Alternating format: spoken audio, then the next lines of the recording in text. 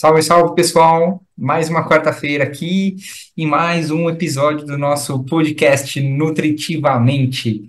Hoje a gente tem uma convidada para falarmos sobre uma área também pouco explorada da nutrição, né?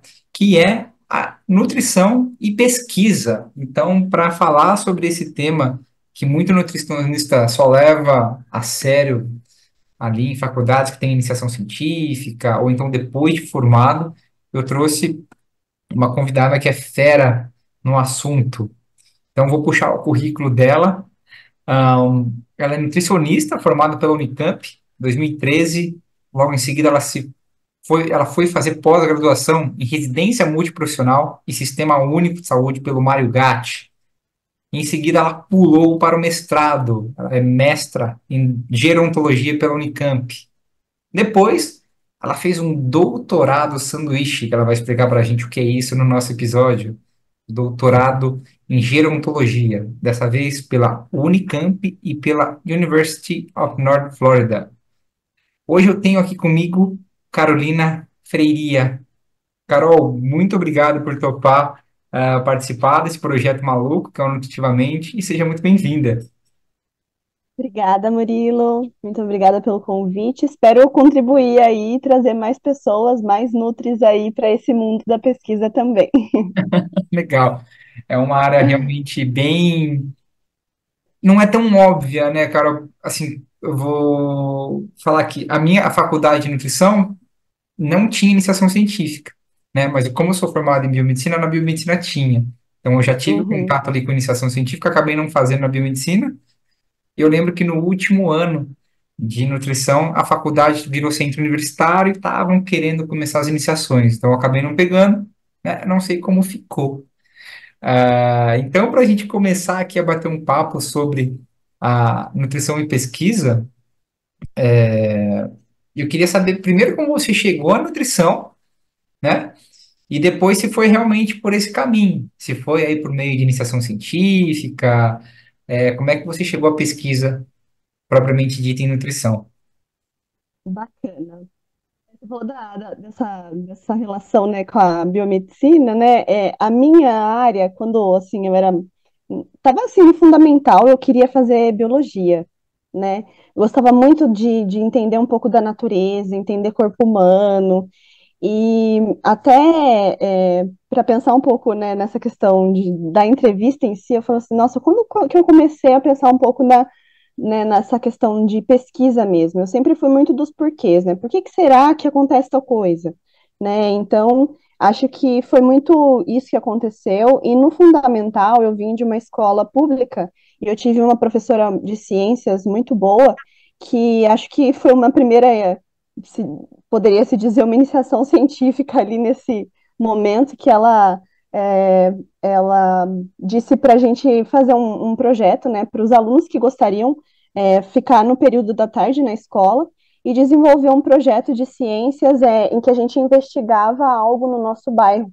Então, por exemplo, por que que tem um lixo será que existe coleta no seu bairro? Então, assim, fui afinco para tentar entender se existia, por que que não existia coleta no meu bairro, seletiva, e entender um pouco mais. Então, assim, acho que foi esse primeiro momento de contato meu com a pesquisa foi esse. Então, assim, achei bem bacana, né?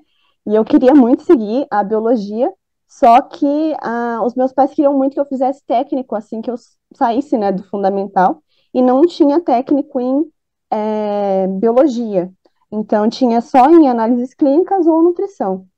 E aí ele falou, Carol, faz nutrição, acho que você vai gostar mais de nutrição, mexe mais com alimentos, você gosta muito de cozinhar, né? Sempre teve essa visão, né? Nutricionista Sim. mexe muito com cozinha, né?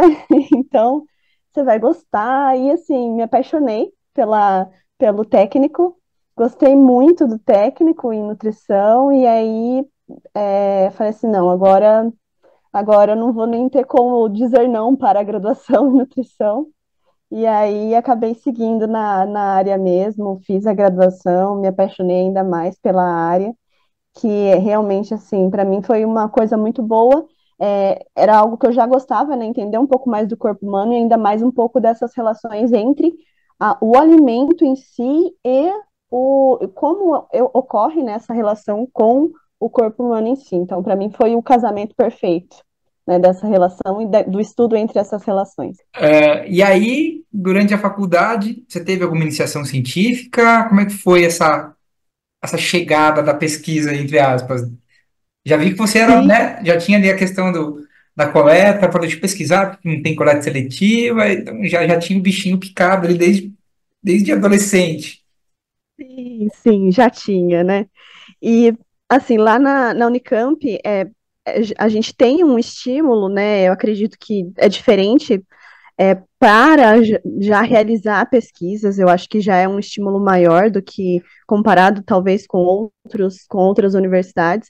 Então, a gente tinha um maior estímulo para fazer iniciação científica, é, auxiliar em matérias, né? E eu queria fazer uma pesquisa, mas assim, eu adorava crianças, né? Então a gente também vai mudando muito os nossos perfis, né, de pesquisa. E adorava criança, e eu tinha uma professora que ela era da pesquisa mais de comportamental, ela era da psicologia, e ela falou assim: ah, então, já que você gosta de criança, ela fazia mais da parte de pesquisa qualitativa. E ela, assim, ela foi muito bacana no sentido de deixar eu criar o meu projeto. Eu não queria chegar num laboratório e o professor já tiver aquele projeto definido, você vai fazer isso, você vai que muito quando a gente tem projeto de iniciação científica, né, eles já estão impostos, né, você vai fazer isso, você vai praticamente lavar esse jarro, vai fazer tal coisa, né, então eu não queria muito Quase. isso. É, eu não queria isso. Então, ela basicamente falou assim: traz um projeto, vamos ver, vamos adaptar. Então, para mim, isso foi muito bacana, né? Nesse sentido que eu criei meu projeto, eu escrevi esse projeto, ela só foi realmente polindo as coisas, né? Então, o meu primeiro projeto de iniciação científica foi a influência da propaganda do biscoito traquinas nos hábitos alimentares das crianças. E aí a gente fez grupo focal com os pais e com as crianças, e era a propaganda tanto que tinha para os pais como para as crianças, então foi muito bacana. Assim, ali eu me apaixonei realmente pela pesquisa, de ver realmente, né, de como que, de ter essa percepção, né, de como a gente consegue, através de uma simples análise, né, eu só fiz um grupo, a riqueza de dados que a gente conseguia saber, né, com um pequeno grupo, né, assim, de como uma propaganda estava influenciando um grupo de pessoas. Então, ali, para mim, foi o start realmente, né? E aí, assim, eu já estava pronta para já emendar para o mestrado, né? Teve esse pulo aí para, né, assim, teve a residência aí nesse meio, né? Eu não fui direto para o mestrado. É. E justamente foi a minha orientadora nesse período, né? A professora Marta, da iniciação científica, e eu já estava assim, professora, o que que a gente vai fazer do mestrado? E ela falou, e assim, foi uma coisa muito sábia dela, eu agradeço, até depois eu agradeci muito ela por esse período. São as pessoas sábias, né, que aparecem na nossa vida, ela foi essa pessoa.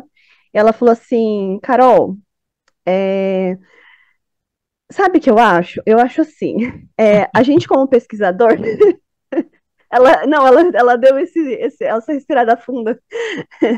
Ela falou assim, a gente como pesquisador, a gente tem que ter uma responsabilidade no sentido de não pesquisar as coisas que a gente acha que é para saciar um desejo nosso.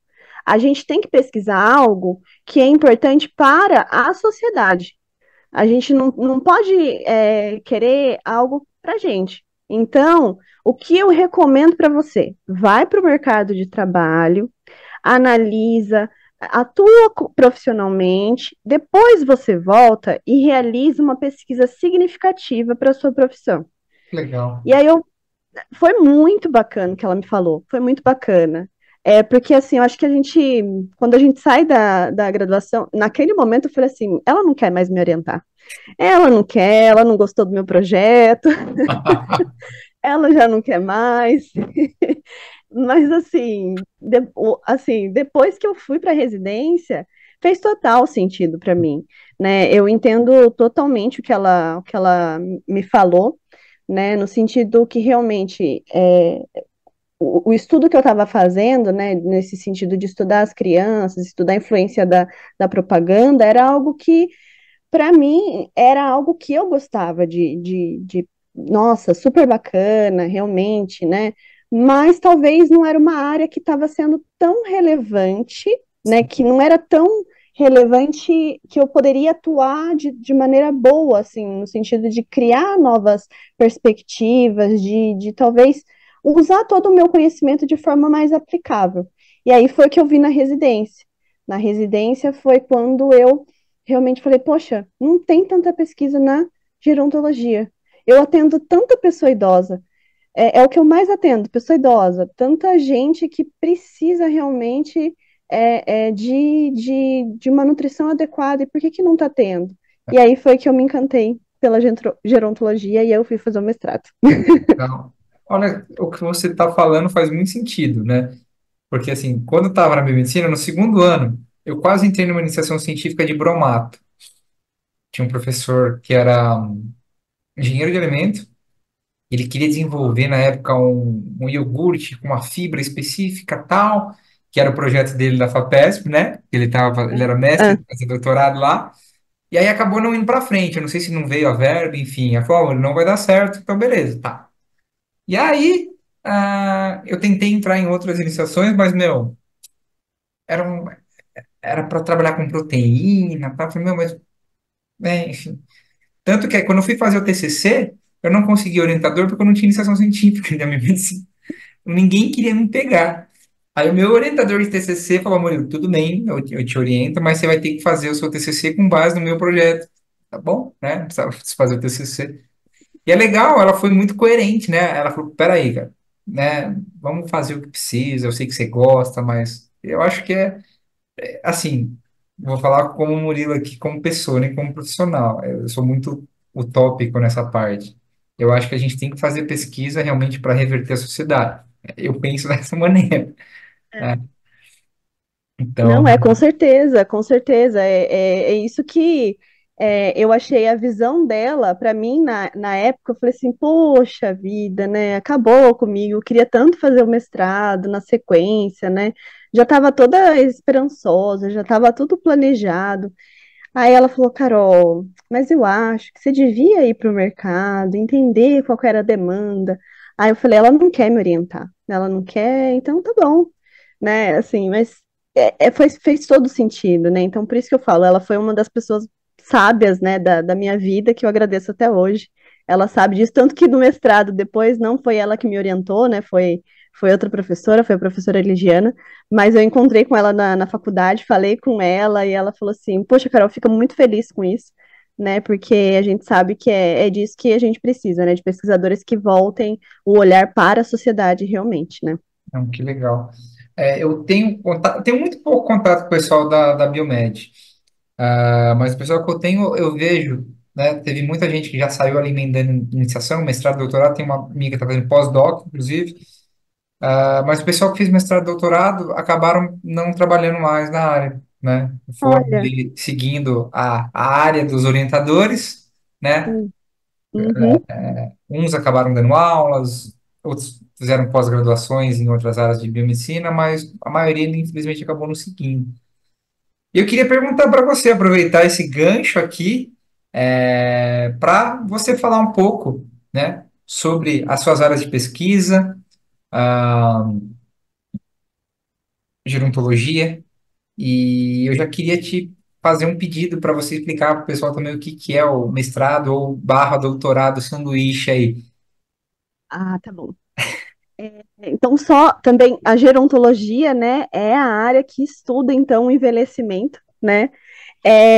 Também acho bacana, né, pensar, né, é uma área, né, para quem gosta, né, da nutrição, é uma área que vem crescendo bastante, né?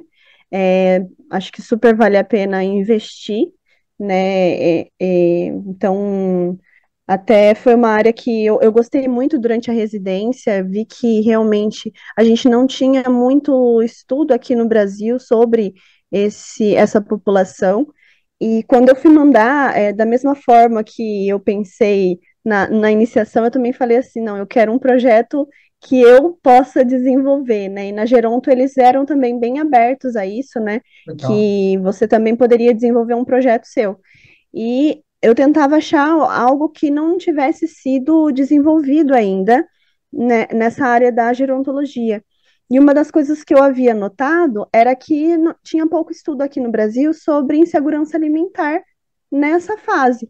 Porque quando a gente vai ver, né, na parte da nutrição, a gente vê muito estudo de insegurança alimentar com criança, Criança. com o público materno-infantil, né, de forma geral, mas poucos com idosos, né? Hoje a gente usa, né, pessoas idosas. Esse ano mudou a legislação, tô me adequando ainda.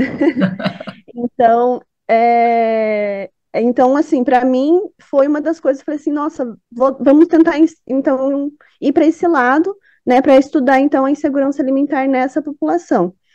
E aí, lá na Geronto, calhou de eu encontrar com a Ligiana e ela aceitou a minha ideia. Ela falou assim: bacana, vamos fazer então. Ela também só adequou o local e aí a gente iniciou para fazer no ambulatório lá da gerontologia, né, da geriatria lá no HC. E eu comecei a fazer lá o do meu mestrado, foi nesse local, para a gente identificar, né, a questão da insegurança alimentar e consumo de nutrientes nessa população. Então, lá a gente conseguiu identificar que entre os idosos que tinham a insegurança alimentar, eles tinham um consumo mais baixo de cálcio e de proteínas também, né? Então, a gente não chegou ainda a publicar, esse daí ainda está em processo de vai e volta, né, das revistas, Sim. mas e aí durante esse período que a gente estava no mestrado, surgiu um edital, né? Então, durante muitas pesquisas, né, que são financiadas, né, dos pesquisadores brasileiros vêm de editais, né, do CNPq, do Ministério da Saúde, da FAPESP. Então, como que funciona? Os pesquisadores, eles veem esses editais e mandam os projetos. E aí, o projeto pode ou não ser selecionado. E aí, a minha orientadora, ela pegou e falou, olha, eu vou enviar um projeto para o Ministério da Saúde, né, que era um projeto grande, que a gente se a gente fosse contemplado, era em torno de 200 mil reais esse projeto para atender 600 idosos, o projeto seria, e que a gente iria avaliar esses 600 idosos em 3 cidades da região de Campinas. Não seria Campinas, Limeira e Piracicaba. Legal. A gente ia fazer coleta de avaliação da deficiência de micronutrientes, e também avaliação antropométrica e de consumo de nutrientes. E o projeto foi contemplado. E aí ela falou assim: bom, agora você vai ter que ficar, Carol. E eu falei: tudo bem, tudo bem. A gente fica. Então, assim, e aí já ficou para o meu doutorado, né? Essa segunda parte, né? Que seria o do projeto do Ministério da Saúde. Então, assim, foi um desafio enorme para a gente, mas foi uma delícia, porque, assim, foi, para quem gosta, né? Para quem gosta de pesquisa, foi uma pesquisa maravilhosa de ser feita. Então, a gente realizou com 611 idosos, né? Assim, a gente gosta porque realmente a gente entrevistou eles, então a gente ia em centro de saúde, fazia a entrevista com os idosos, fazia coleta de sangue, então a gente teve que contratar técnico de enfermagem, tinha o laboratório, então a gente tinha que pagar o exame de laboratório, tinha que fazer esse transporte todo com cuidado, porque tinha o exame de vitamina A, que não pode ter a questão Ó, do. Foi toda uma questão de logística que a gente teve que cuidar. Tinha o contato com os coordenadores, a devolutiva desses exames para os participantes. É, então, teve os voluntários que tinham que fazer a coleta, a antropometria, a questão dos questionários, né? Então, a gente fez um questionário que durava em torno de 1 hora. Então, nossa, esse idoso ficava muito tempo com a gente. Ficava em torno de umas 2 horas com a gente, o idoso. Então, foi assim, mas tinha idoso que chorava com a gente, mas foi muito bacana, assim, eu agradeço demais a participação deles, né? Foi muito bom. E, e aí eu falei assim, não, eu sempre tive essa vontade de realizar uma pesquisa também para fora.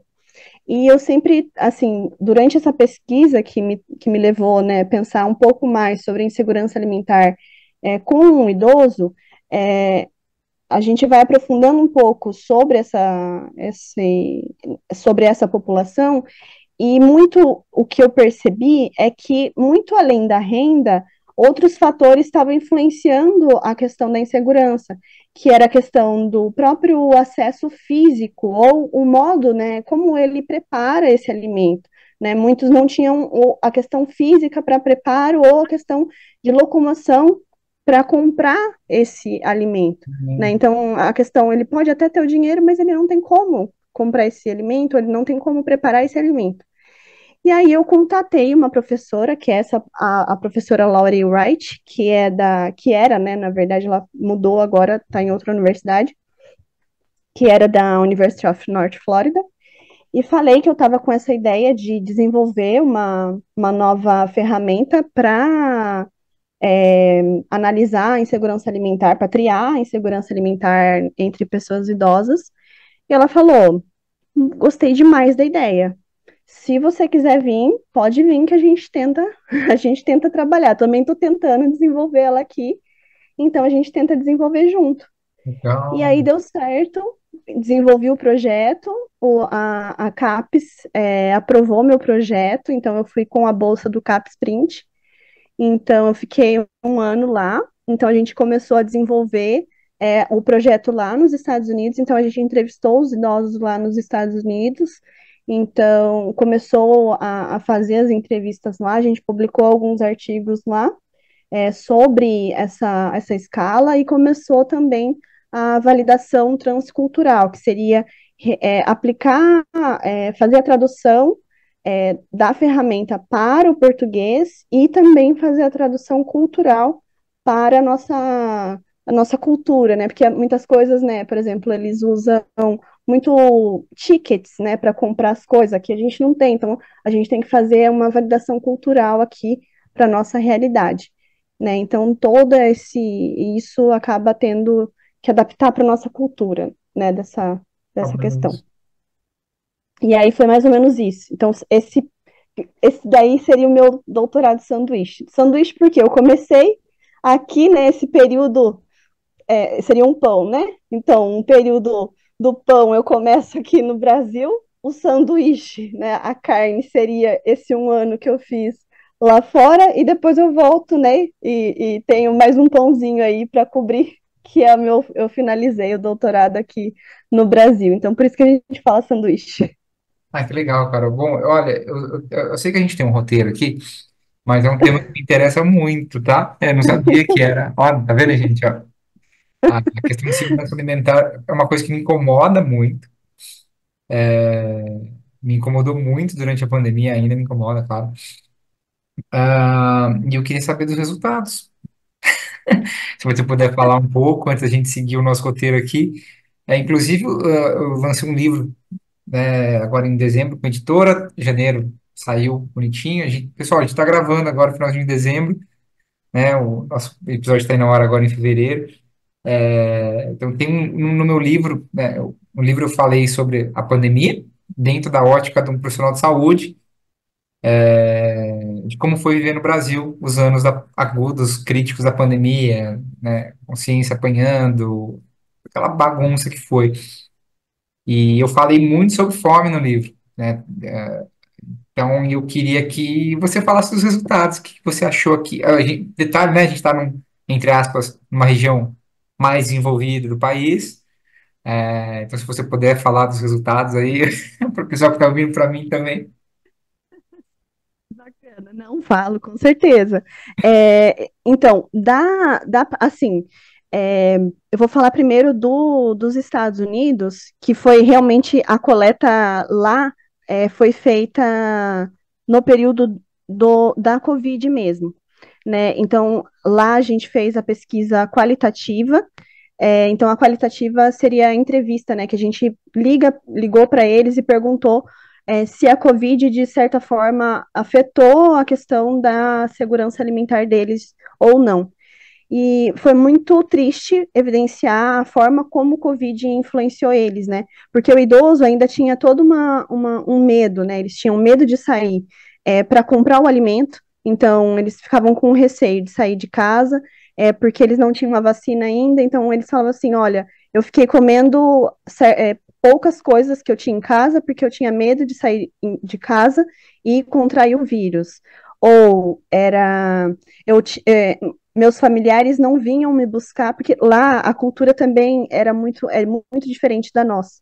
Então, por exemplo, aqui no Brasil, se você tem um ente, um idoso, assim, geralmente a gente traz para dentro de casa e cuida.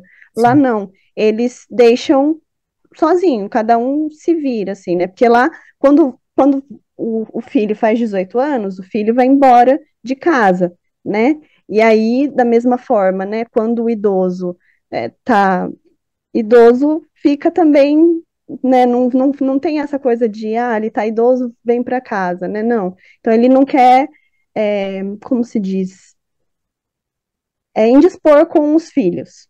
O filho tem a vida dele, não quero incomodar. Então, da mesma forma, né? Não vou incomodar meu filho. Ele mora 5 minutos, mas eu não vou chamar ele para passar no supermercado para compra para fazer as compras de casa para mim.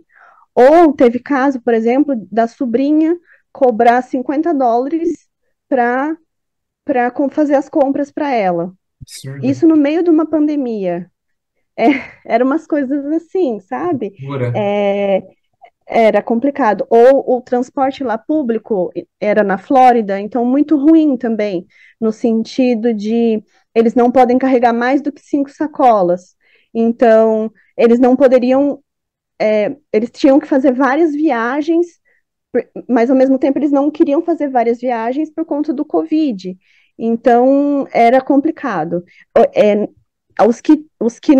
dependiam, né, desse transporte, então ficavam nessa, né, que eles não queriam ir muitas vezes, ou às vezes, por exemplo, eles tinham um carro, mas eles tinham um problema de visão, aí eles não poderiam dirigir à noite, mas eram uns momentos que eles se sentiam mais seguros porque não tinham tanta gente circulando.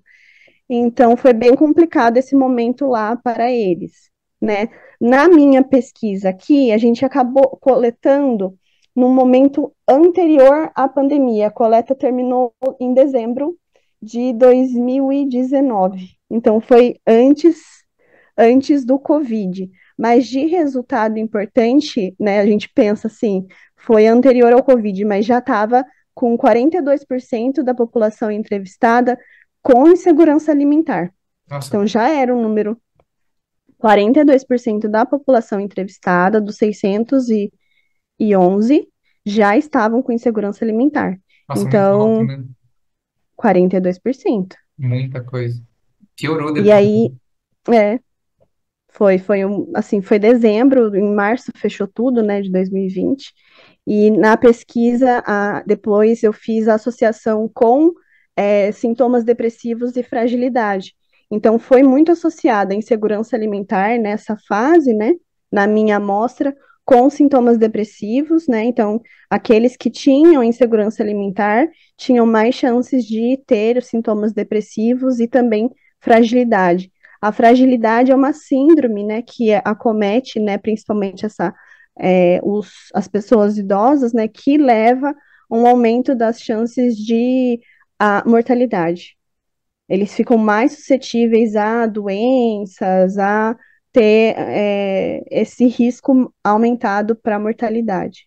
Sistema imunológico, tudo, né? Isso, exato. Triste, Carol. Nossa. Mas e que bom que você Não queria fez. deixar, não queria deixar triste, né? Não, mas enfim. Mas foi bom que você fez, né? Porque você vê, é um estudo que volta para a sociedade, né? Não é um.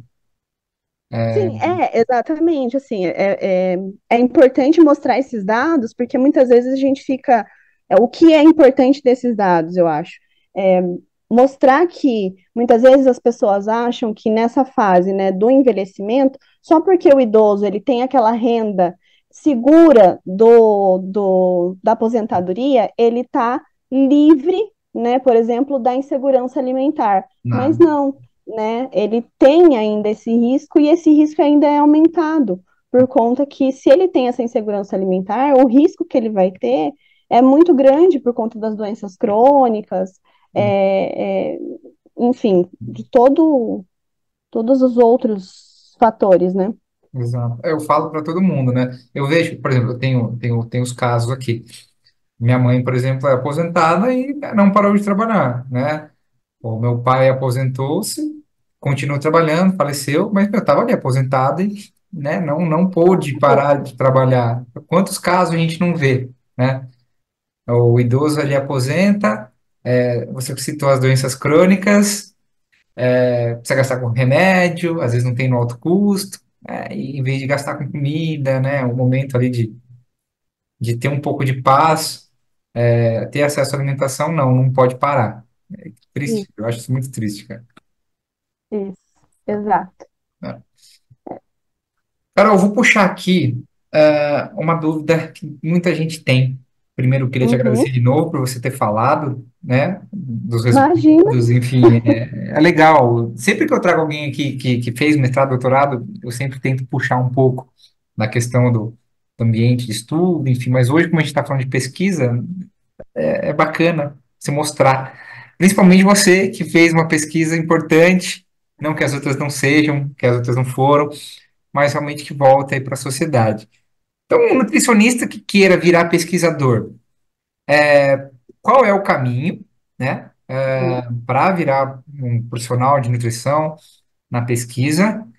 E eu queria saber como é que é a rotina, né? Beleza, você está ali fazendo mestrado, doutorado, como é que é o dia a dia? tá. Eu acho que a primeira coisa, né, se você quiser seguir na pesquisa, é saber dentre as, né, áreas da pesquisa, qual que você mais se identifica, né? Porque dentro das áreas da pesquisa a gente também tem muitas áreas, né? Então, por exemplo, a gente tem a área que eu segui, que primeiro, né, tem essas grandes distinções. Você vai querer trabalhar dentro de um laboratório, você vai querer trabalhar com seres humanos, você vai querer trabalhar com formulações, você vai querer trabalhar com realmente experimentos, né? Então, essa é uma grande distinção que você já vai ter que ter em mente. Hoje em dia, uma área que também está crescendo muito é a questão de desenvolvimento de produtos, né? Então, é uma outra área que você também pode seguir. Você descobriu isso, olha, não, realmente eu quero trabalhar com pessoas. Ah, então, também dentro, né, dessa área, né, de pessoas, você também tem doenças crônicas é uma, ou eu quero trabalhar com ciclos da vida, então, eu quero crianças, ou como eu, né, gerontologia, ou realmente esportes e metabolismo, ou não, eu quero algo mais focado na cardiologia.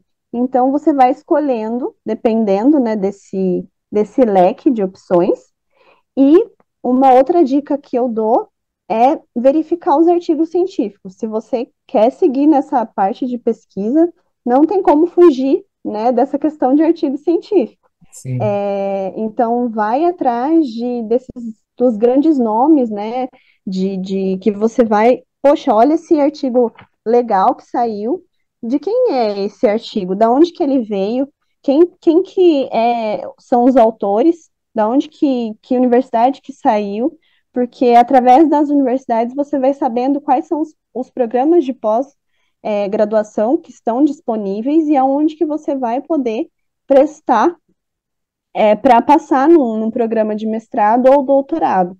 Então, a gente tem vários programas de mestrado e doutorado, e aí cada programa tem o seu processo seletivo. Então, alguns você vai ter que fazer prova, outros você só tem que fazer uma entrevista, outros têm prova, entrevista, exame de inglês. Então, cada programa tem a sua exigência. Tem programas que têm prova no meio do ano, tem programa que tem no meio do ano e no final do ano, então tudo depende do que você vai querer seguir realmente. Tendo isso em mente, esse é o primeiro passo realmente que você tem que seguir, né? Legal. E aí, uma vez você dentro lá, me conta a sua rotina, por Ah, exemplo, era fazer as pesquisas, né? Era fazer as entrevistas, né? E depois jogar em isso, estatística e depois mensurar os resultados. Foi isso.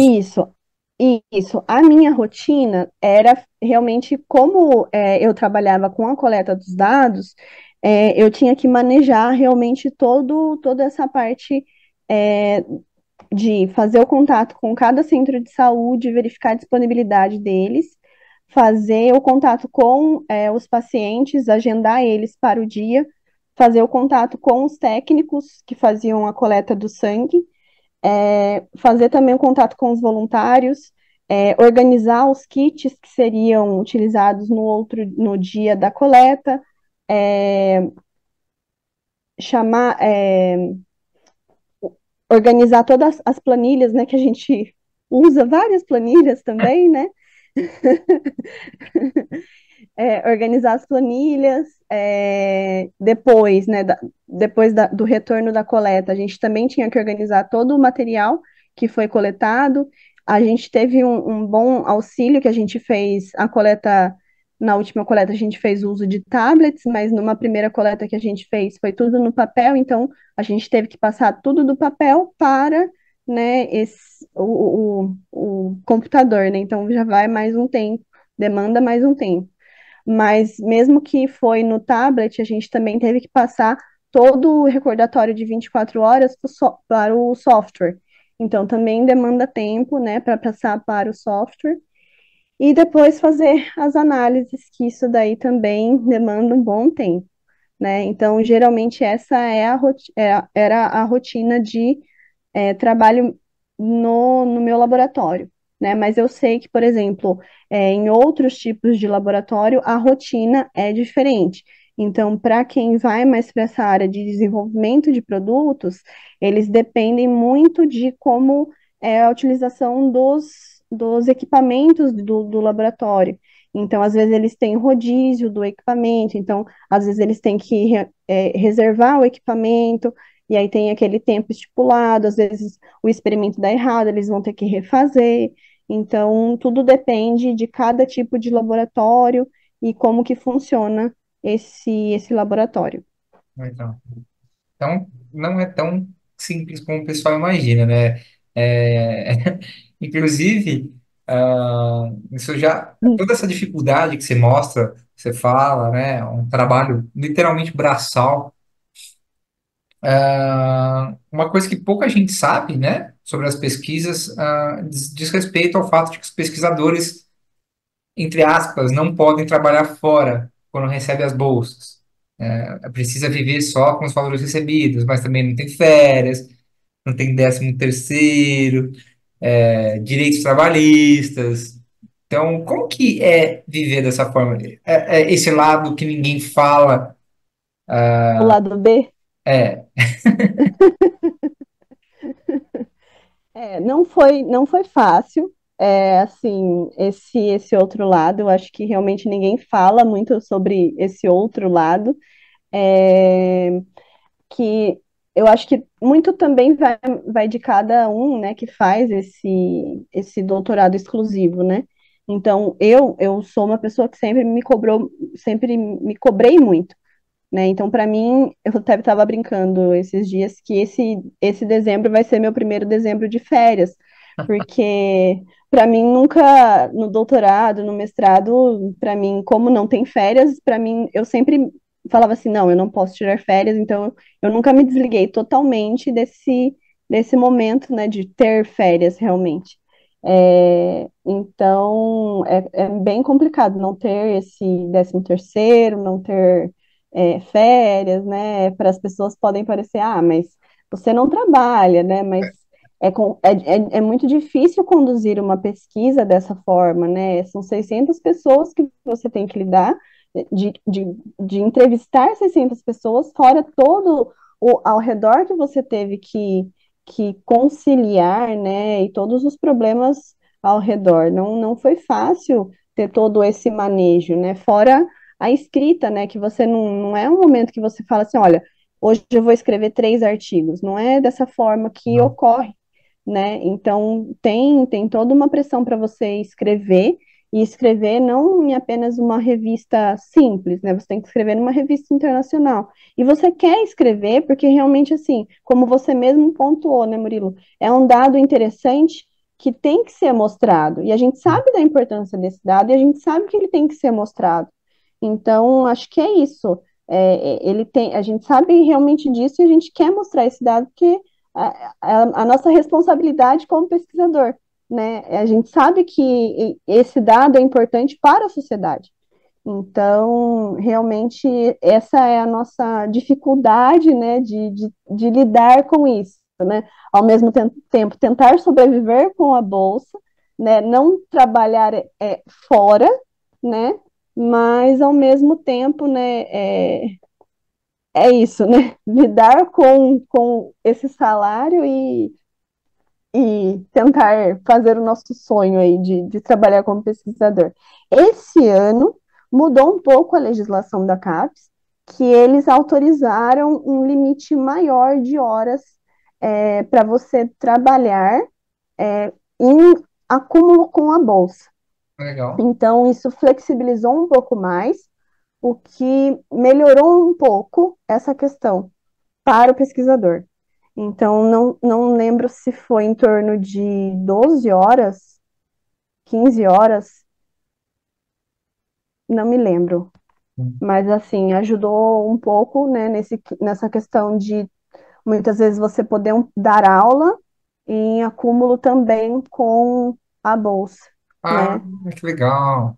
É, É porque assim, eu ainda falei, né? Tipo, trabalhar fora, entre aspas, mas tem que nem no seu caso, não daria para fazer nada além do mestrado, né? Do doutorado, enfim, né? não dava. Eu vejo, eu conheço pessoas que faziam, né, eram outras linhas de pesquisa, um pouco mais, entre aspas, tranquilo, e aqui não recebiam bolsa, né? Aí trabalhavam e ali eles conseguiam tocar o mestrado, o doutorado 2, 3 dias por semana, enfim. Mas a sua linha Sim, sim. realmente não tinha como, né?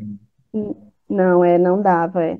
Por isso que existem linhas que dá para ser mais simples, mas aqueles que focam realmente numa pesquisa mais robusta e fica mais complicado realmente, né? Exato, exato. E aí, legal que você está falando dessa questão aí de modificação, tudo. Eu queria perguntar se você pegou, foi esse ano, né? As bolsas foram reajustadas, né?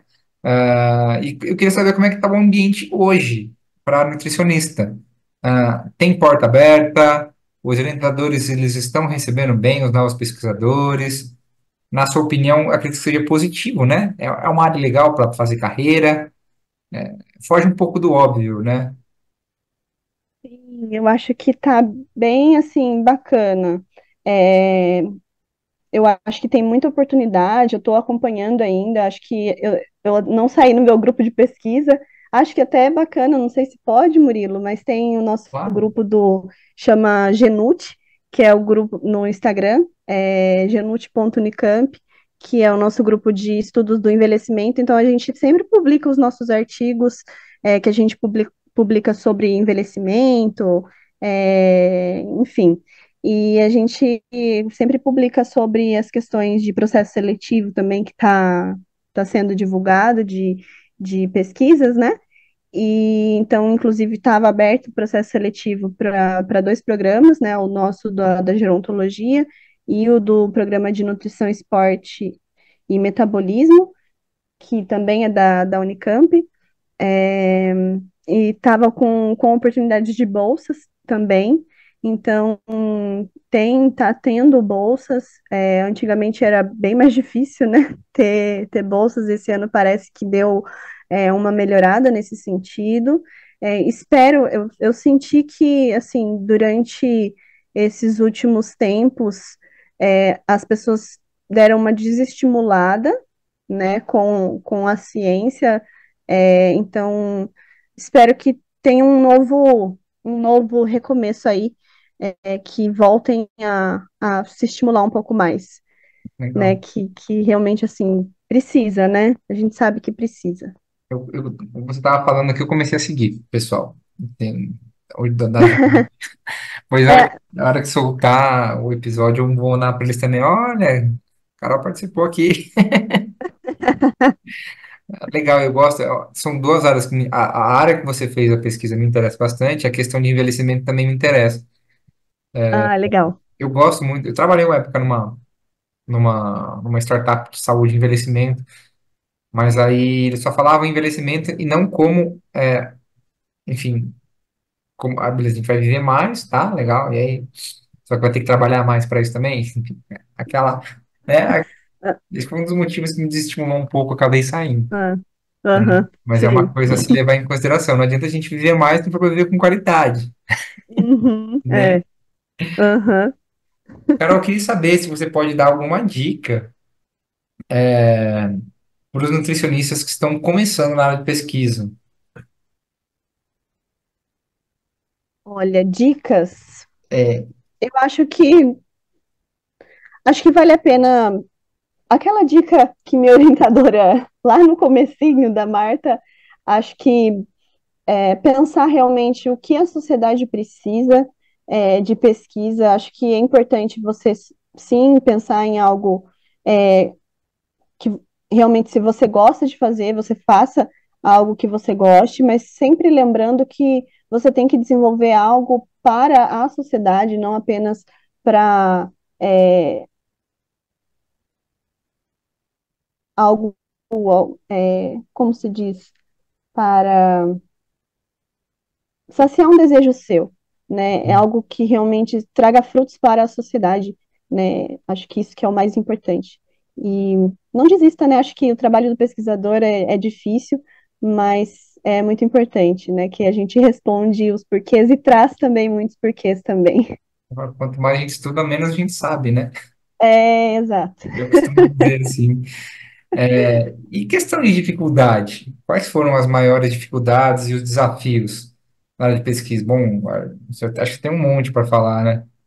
É, dificuldades, eu acho que essa primeira daí das bolsas, eu acho que realmente foi, infelizmente, uma das dificuldades, né? Acho que essa questão de não ter esse trabalho reconhecido, acho que é uma grande dificuldade, que a Associação da Pós-Graduação luta e tem lutado muito até hoje para ter a nossa profissão de pesquisador reconhecida, né?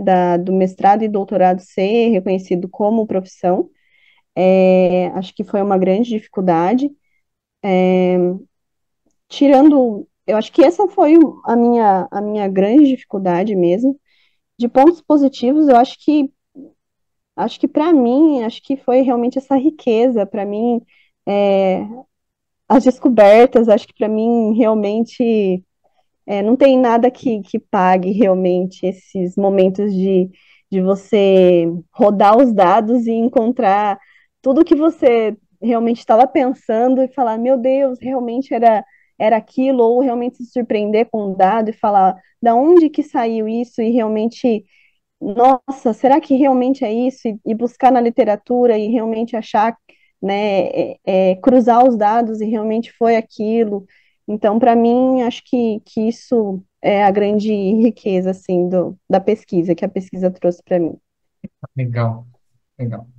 E eu queria saber agora, a gente está chegando no final aqui, quais são os próximos passos? Então você vai já me deu um spoiler aqui nas nossas conversas antes aí da nossa gravação, que você já está dando aula, né?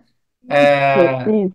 e aí você vai virar orientadora, você vai fazer pós-doc, como é que vai ser aí os En- próximos passos? Então, a pesquisa não larga da gente.